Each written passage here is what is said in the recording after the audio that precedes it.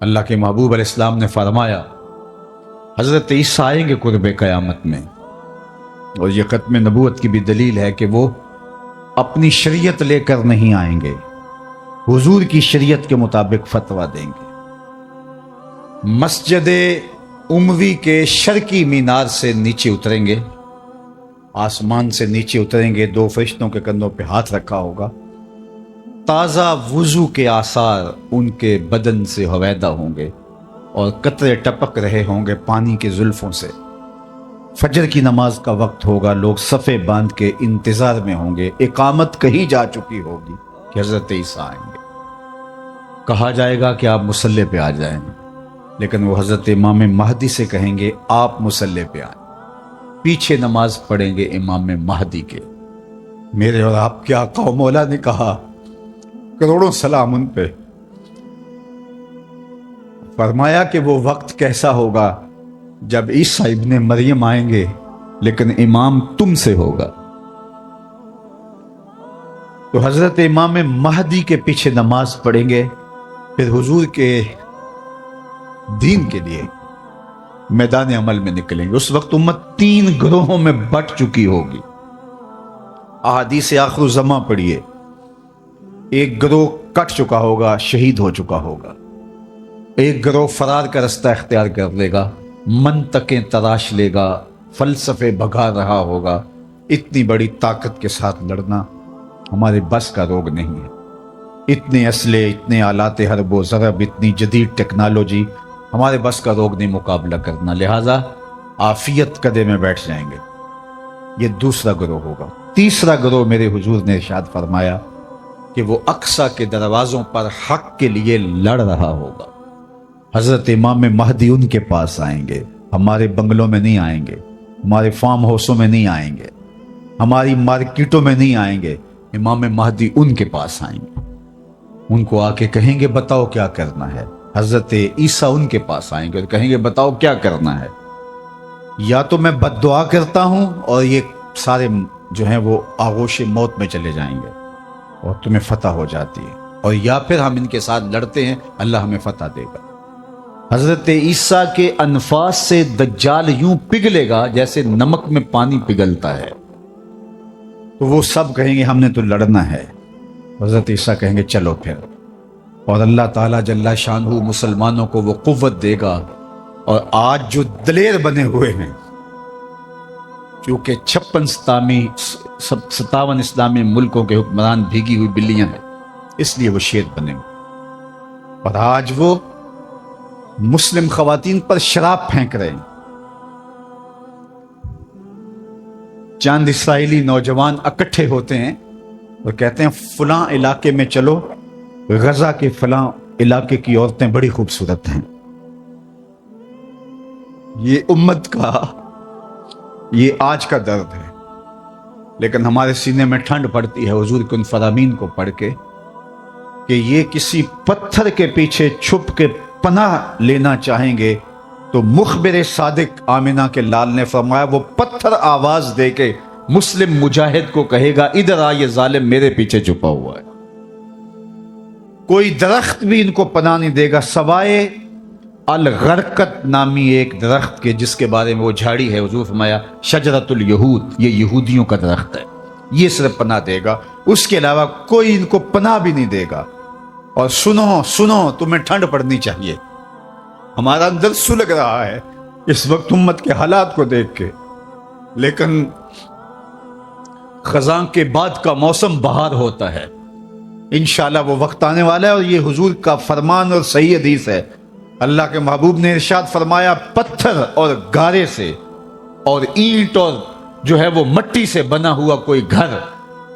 اون اور چمڑے کا بنا ہوا کوئی خیمہ پھر ایسا نہیں رہے گا جہاں کلمۃ الاسلام داخل نہیں ہوگا۔ گویا شرق سے غرب تک، شمال سے جنوب تک، کائنات کی ایک ایک چھت پہ جھنڈا میرے حضور کے نام کا جھول رہا ہوگا۔ اللہ کا وعدہ ہو والذی ارسل رسولہ بالہدی ودین الحق لیظہرہ علی الدین کلہ، اللہ نے وعدہ کیا کہ دین اسلام کو میں غالب کر کے رہوں گا، رسول کو بھیجا اس لیے ہے، اور وہ زمانہ وہ وقت دیکھے گا 40 سال تک خلافت علی منہاج النبوہ قائم رہے گی، حتیٰ کہ بکری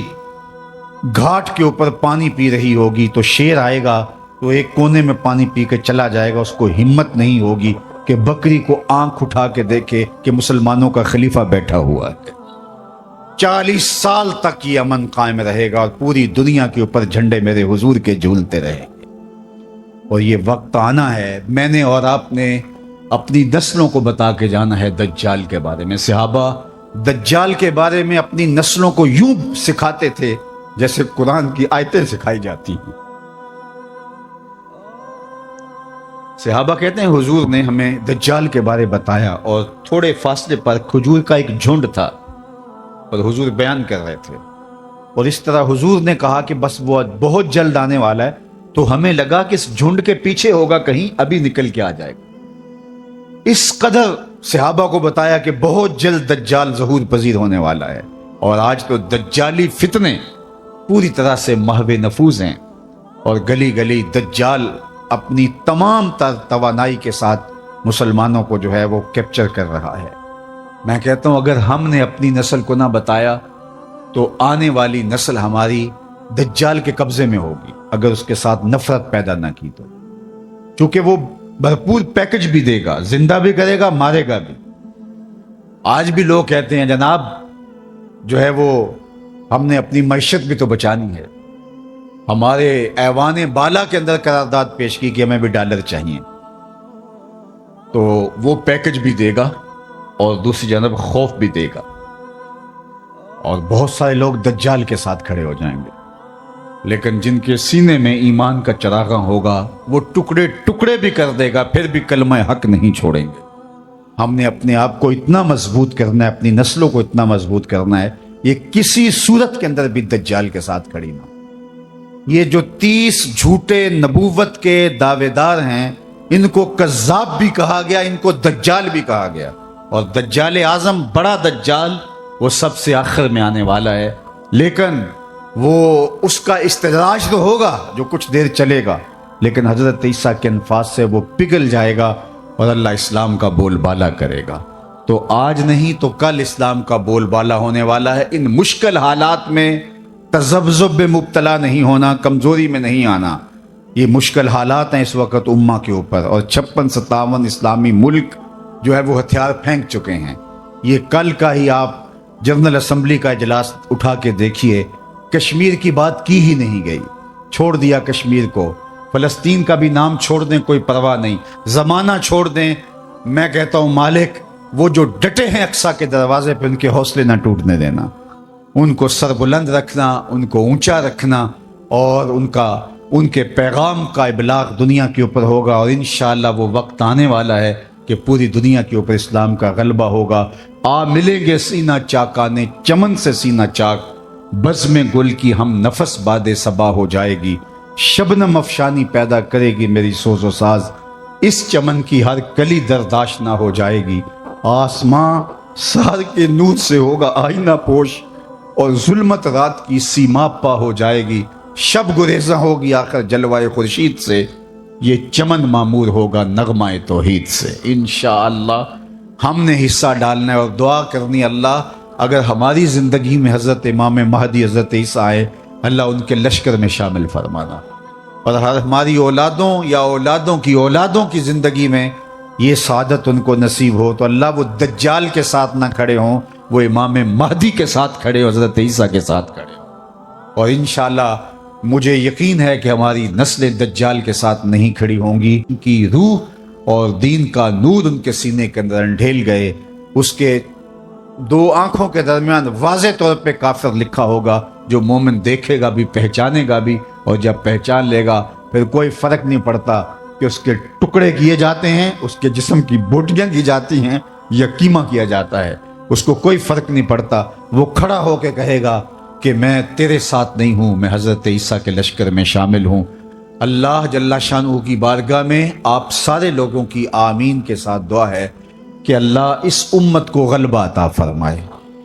اور ہمیں حضور علیہ الصلاۃ والسلام کے دین کا سچا سپاہی بنائے، اور دنیا آخرت کی بلائیاں ہمارا مقسوم کرے، اقبال کے سارے فلسفے کا رس نچوڑیں تو جو جوس نکلتا ہے، رس نکلتا ہے، وہ یہ ہے کہ محمد سے وفا تو نے تو ہم تیرے ہیں، یہ جہاں چیز ہے کیا لوح و قلم تیرے ہیں۔ اقبال کہتا ہے حضور سے وفا کر لو، پھر قلم بھی تمہارے ہاتھ میں دے دیں گے، تختی بھی تمہیں ہی دے دیں گے، لوح بھی تمہیں پکڑا دیں گے، پھر تمہاری تقدیر کے فیصلے واشنگٹن میں نہیں ہوں گے، بلکہ خدا بندے سے خود پوچھے گا بتا تیری رضا کیا ہے۔ انور نکالتے ہیں اور پہرے پر مامور اس صحابی کو ارشاد فرماتے ہیں کہ تم چلے جاؤ، میری حفاظت میرے رب نے اپنے ذمہ کرم پہ لے لی۔ سوال یہ ہے کہ جتنے بھی پیغمبر، نبی، رسول جتنے بھی پیغمبر، نبی اور رسول تشریف لائے ہیں، اللہ جل شانہ کے سچے اور فرستادہ رسول اور پیغمبر تھے، انہیں شہید کیا گیا، لیکن اللہ نے ان کی حفاظت نہیں فرمائی۔ حضور بھی اللہ کے نبی ہیں، لیکن اللہ نے اپنے محبوب کی حفاظت اپنے ذمہ کرم پہ لی اور کہا کہ محبوب تیری حفاظت ہمارے ذمہ رہی۔ تو یہ ایک دوسرا سوال ہے۔ قرآن بھی اللہ کی کتاب اور باقی کتابیں بھی جو اس سے پہلے نازل ہوئیں وہ بھی اللہ کی کتاب۔ حضور اللہ کے رسول، باقی اس سے قبل جو رسول اور پیغمبر ہوئے وہ بھی اللہ کے فرستادگان، ان کی حفاظت اپنے ذمہ کرم پہ نہیں لی، حضور کی حفاظت اپنے ذمہ کرم پہ لی۔ اس کا جواب ہی ختم نبوت کی دلیل ہے، اور وہ یہ کہ اگر کسی کتاب میں تحریف راہ پا جاتی ہے تو کوئی بات نہیں، نئی کتاب اترنے والی ہے، اور لوگوں کے لیے ہدایت کا سرچشمہ سوکھنے والا نہیں، نئی کتاب آنے والی ہے۔ کوئی بات نہیں، ایک کتاب میں تحریف راہ پا گئی ہے تو دوسری کتاب آئے گی، اس میں تحریف کر لی تیسری کتاب آئے گی، اس میں تحریف کر لی تو چوتھی کتاب آئے گی۔ قرآن کے بعد چونکہ کوئی کتاب نہیں ہے، فَبِأَيِّ حَدِيثٍ بَعْدَهُ يُؤْمِنُونَ، اس کے بعد تم کس پہ ایمان لاؤ گے؟ اگر اس میں بھی تحریف کی راہ پائی جاتی ہے تو پھر قیامت تک آنے والے انسانوں کے لیے ہدایت کا کوئی سرچشمہ نہیں ہوگا۔ تو قرآن کی حفاظت کا ذمہ اپنے ذمہ کرم پہ لینا اس بات کی دلیل ہے کہ قرآن کے بعد کوئی کتاب اترنے والی نہیں ہے۔ ایک پیغمبر کو شہید کر دیا جاتا ہے، کوئی بات نہیں، اس کی جگہ نیا پیغمبر آنے والا ہے، اتمام دین کرے گا، اتمام توحید کرے گا، اللہ کے پیغام کا ابلاغ کرے گا، رشد و ہدایت کا چشمہ سوکھے گا نہیں، اس کے ذریعے سے نور بٹتا رہے گا، اجالے پھیلتے رہیں گے۔ دوسرے نبی کو شہید کر دیا جاتا ہے، تیسرے نبی کو، لیکن حضور علیہ السلام کی حفاظت اللہ نے اپنے ذمہ کرم پہ لی کہ محبوب آپ نے اتمام دین کرنا ہے، اگر آپ کو نقصان پہنچ جاتا ہے تو پھر اتمام دین کون کرے گا؟ حضور علیہ السلام کی حفاظت کا اللہ کے ذمہ کرم پہ ہونا اس بات کی دلیل ہے کہ حضور کے بعد کوئی پیغمبر آنے والا نہیں۔ پس خدا بر ما شریعت ختم کر، بر رسول ما رسالت ختم کر۔ لیکن جعلی لوگ، دو نمبر لوگ اپنے آپ کو نبوت اور رسالت کے دعوے کے ساتھ سامنے لاتے رہیں گے، اور وہ اللہ کے محبوب نے پہلے ارشاد فرما دیا کہ میرے بعد 30 کے قریب دجال آئیں گے جو یہ دعویٰ کریں گے، یہ گمان کریں گے کہ ہم نبی ہیں، ہم رسول ہیں، لیکن فرمایا کہ میرے بعد کوئی رسول نہیں ہے، میں آخری نبی۔ تو مختلف ادوار کے اندر لوگ آتے رہے اور جنہوں نے ادعائے نبوت کیا۔ خود جناب رسالت مآب صلی اللہ علیہ وآلہ وسلم کے زمانے میں مسیلمہ کذاب یمامہ کا ایک شخص اٹھا اور اس نے کہا کہ میں پیغمبر ہوں، اور 40,000 لوگ اپنے گرد اس نے جمع کر لیے، اور حضرت سیدنا صدیق اکبر رضی اللہ تعالی عنہ نے اس کے معارضے میں، اس کے مقابلے میں باقاعدہ فوج بھیجی، 13,000 کے قریب لشکر جا کے اس کا معاوضہ کرتا ہے، اس کا مقابلہ کرتا ہے اور اسے شکست فاش دیتا ہے۔ اور اس راستے کے اندر اس جنگ میں 1200 مسلمان شہید ہوتے ہیں۔ اگر آپ کی توجہ میری جانب مبذول ہو اور غور اور تدبر کے ساتھ سننے کا مزاج اگر آپ رکھتے ہیں تو بہت غور و فکر کے ساتھ سننے کی باتیں ہیں کہ 27 جنگیں حضور نے لڑی ہیں اپنی زندگی میں، حیات طیبہ میں۔ 10 سالہ زندگی جو مدنی ہے اس میں 27 جنگیں ہوئی ہیں۔ ان 27 جنگوں کے اندر جو ٹوٹل نقصان ہوا ہے جانوں کا، جو شہادتیں ہوئی ہیں مسلمانوں کی، ان کی تعداد 1000 سے بھی کم ہے۔ 27 جنگوں کے اندر جو مسلمان شہید ہوئے ہیں وہ 800 سے کچھ اوپر نیچے ہیں، 1000 تک بھی ان کی تعداد نہیں پہنچتی۔ اس میں بدر بھی ہے، اس میں احد بھی ہے، جنگ حنین بھی ہے، غزوہ تبوک بھی ہے، جنگ یرموک بھی ہے، کتنے بڑے بڑے مارکے ہیں، غزوہ احد بھی ہے۔ لیکن ٹوٹل جو مسلمانوں کو شہادتیں نصیب ہوئیں ان 27 جنگوں میں، ان کی تعداد ہے 1200 اور 800 کے آگے پیچھے۔ اور صرف مسلمہ کذاب ختم نبوت کے باغی کے خلاف جو ایک جنگ لڑی گئی دور صدیقی میں، اس میں صرف 1200 لوگوں نے جانیں ماری ہیں۔ 27 جنگوں میں اتنی شہادتیں نہیں ہوئیں جتنی اس ایک جنگ میں شہادتیں ہوئی ہیں۔ یہ بات سمجھنے کے لیے کافی ہے کہ ختم نبوت کا مسئلہ کتنا حساس مسئلہ ہے۔ اور اس حوالے سے صدر اول کے مسلمان صحابہ، انہوں نے کوئی کمپرومائز نہیں کیا اور پوری قوت کے ساتھ ڈٹ کر کے ظالموں کا مقابلہ کیا۔ ایک تو اس بات کو ہم اچھی طرح سمجھ لیں۔ دوسری بات وہ یہ کہ 30 کے قریب حضور نے فرمایا دجال آئیں گے اور جو ادعا کریں گے، دعویٰ کریں گے کہ میں نبی ہوں، رسول ہوں، اور وہ جھوٹے ہوں گے۔ اور مختلف ادوار میں لوگ آتے رہے، مسلمہ کذاب، اسود انسی اور سجا، یہ تو اسی زمانے میں آ گئے۔ باقی اس کے بعد آج تک مختلف زمانوں میں مختلف لوگ آتے رہے۔ لیکن جب وہ لوگ جنہوں نے نبوت کا دعویٰ کیا اپنے منطقی انجام کو پہنچے تو ان کی جو جماعت ان کے ساتھ شامل ہوئی، جو لوگ شامل ہوئے، ان کی جھوٹی امت بنی جو، تو وہ بھی ان کے ساتھ اپنے منطقی انجام کو پہنچ گئے۔ آج آپ دنیا بھر میں ڈھونڈیں گے تو اسود انسی کا ماننے والا کوئی موجود نہیں ہوگا۔ آپ دنیا بھر میں تلاش کریں گے، سجا نامی اس خاتون کا کوئی ماننے والا نہیں ہوگا۔ آپ کو مسلمہ کذاب کا ماننے والا نہیں ملے گا، متنبی کوئی بھی ہو اس کا ماننے والا آپ کو نہیں ملے گا۔ لیکن کیا وجہ ہے کہ جب وہ ہمارے پنجابی میں کہتے ہیں کہ جدھر گئیاں بیڑیاں ادھر گئے ملا، جب وہ جھوٹے مدعیان نبوت اپنے منطقی انجام کو پہنچ گئے تو ان کے ماننے والے بھی ساتھی ان کے ختم ہو گئے، چند سالوں کے اندر ان کا وجود مٹ گیا۔ لیکن کیا وجہ ہے کہ 2 لوگ ایسے ہیں کہ جن کو مرے ہوئے 100 سال سے زیادہ عرصہ بیت گیا ہے اور ان کے ماننے والے آج بھی دنیا کے اوپر موجود ہیں۔ ایک قادیان کا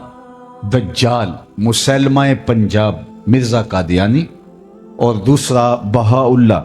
جو ایران میں مدعی نبوت تھا، اس کے ماننے والے بھی پوری دنیا کے اوپر موجود ہیں، اور اس مسلمہ پنجاب کے ماننے والے بھی پوری دنیا کے اوپر موجود ہیں۔ جبکہ ماضی کی صدیوں کی تاریخ یہ ہے، گزشتہ 13 صدیوں کی تاریخ یہ ہے کہ جس نے نبوت کا دعویٰ کیا، جب وہ اپنے منطقی انجام کو پہنچا، اس کے جھوٹے ماننے والے بھی اپنے انجام کو پہنچ گئے اور ختم ہو گئے۔ لیکن ان 2 لوگوں کے ماننے والے آج بھی دنیا کے اوپر موجود ہیں، تو یہ ایک سوالیہ نشان ہے، اور اس کو غور و تدبر کے ساتھ ہمیں سمجھنا پڑے گا کہ ایسا کیوں ہے۔ تو صاحبو، آپ پوری توجہ کے ساتھ اس مسئلے پر غور و فکر کیجئے کہ ایسا کیوں ہے۔ جب فکر کو مہمیز دیں گے تو آپ کو سمجھ آ جائے گی کہ باقی لوگ جو کھڑے ہوئے وہ از خود کھڑے ہوئے تھے، اور جب وہ اپنے منطقی انجام کو پہنچے ان کے ماننے والے بھی